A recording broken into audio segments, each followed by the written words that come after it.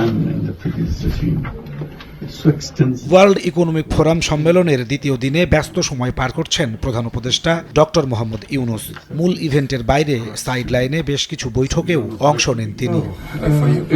জাতিসংঘের শরণার্থী বিষয়ক হাইকমিশনার ফিলিপ্পো গ্র্যান্ডির সঙ্গে বৈঠক করেছেন ডক্টর মোহাম্মদ ইউনূস। এ সময় গ্র্যান্ডি জানান, রোহিঙ্গা সংকট সমাধানে সব ধরনের সহায়তা দিতে প্রস্তুত শরণার্থী সংস্থা। এ সময় প্রধান উপদেষ্টা জানান, মিয়ানমার সমাধানের উদ্যোগ না নিয়ে আরও রোহিঙ্গাকে বাংলাদেশের দিকে ঠেলে দিচ্ছে, যে কারণে সংকট আরও প্রকট হচ্ছে। বাংলাদেশ এই বছরই একটা বড় রকমের একটা রোহিঙ্গা নিয়ে একটা ইন্টারন্যাশনাল কনফারেন্স করতে যাচ্ছে এবং এই ইন্টারন্যাশনাল কনফারেন্সে UNHCRও থাকবে এবং তারা বলেছে যে তারা ফুললি কোঅপারেট করবে। প্রফেসর ইউনূসের কথা হচ্ছে যে পুরো রোহিঙ্গা ক্রাইসিসকে আবার গ্লোবাল যে ফোকাসে নিয়ে আসতে হবে। তো সেই ক্ষেত্রে ফিলিপ্পো গ্র্যান্ডি বলেছেন যে উনি হেল্প করবেন।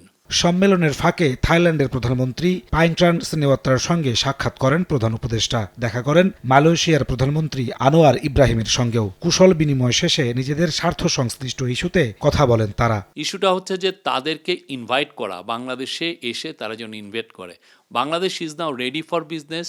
বাংলাদেশের পলিটিক্যাল স্ট্যাবিলিটি ফিরে আসছে, বাংলাদেশে একটা ডেমোক্রেটিক ট্রানজিশনে এসছে, বাংলাদেশের ল অ্যান্ড অর্ডার সিচুয়েশন এখন পারফেক্ট।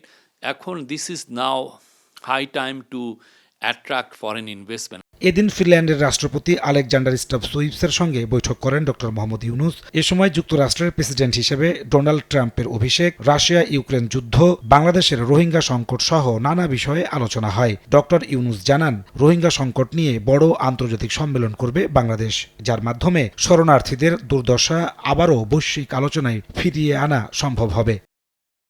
একই দিন বেলজিয়ামের রাজা ফিলিপের সঙ্গেও বৈঠক করেছেন ডক্টর মোহাম্মদ ইউনূস। নাজমুস সালেহী, সময় সংবাদ।